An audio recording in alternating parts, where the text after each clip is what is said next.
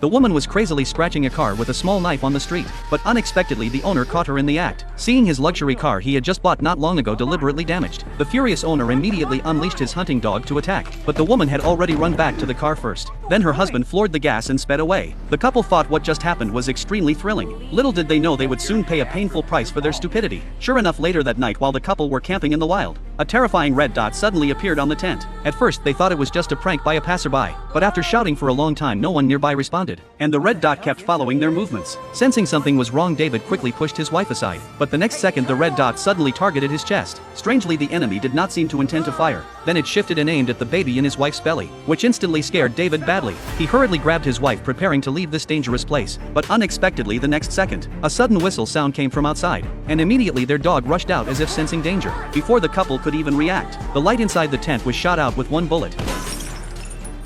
After confirming the red dot was indeed from a gun sight, the couple immediately fled without hesitation, but they had not run very far when a flare suddenly shot up into the sky. As their figures were exposed in the open space, they became two lambs waiting to be slaughtered. In order to survive, they had no choice but to run desperately toward the woods, but because his wife was pregnant, she quickly ran out of energy. Seeing that they could not keep running like this, they had to squat in the bushes to catch their breath when they heard that roaring sound constantly around them. The wife deeply regretted what she had done earlier that day, but no amount of regret would help now, so they spent the entire night freezing in the icy wilderness. Seeing that if this continued they would freeze to death sooner or later, they decided to take a gamble, risking their lives to return to the tent, because all their supplies were inside. Fortunately, they soon found the tent they had set up yesterday. To be safe, David told his wife to stay put and wait, while he went alone into the tent to check for danger. But just 3 seconds after David walked in, he reacted as if he had seen something terrifying. It was not until his wife poked her head into the tent that she realized their dog had been cut in half. Seeing their dog who had been with them for years dead in the tent, the wife instantly broke down emotionally.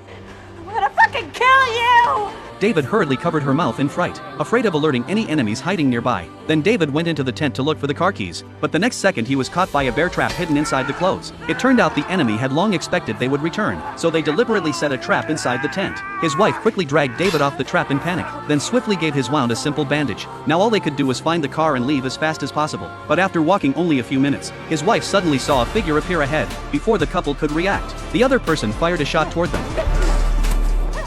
The frightened couple immediately dropped to the ground to avoid the bullets, but the enemy had no intention of sparing them. Luckily, after several shots from the enemy, David seemed to notice a flaw, that after one bullet was fired, it took about 10 seconds to reload, which meant they could run during those 10 seconds, and after 10 seconds quickly drop to the ground. After all, the enemy was not a very good shot.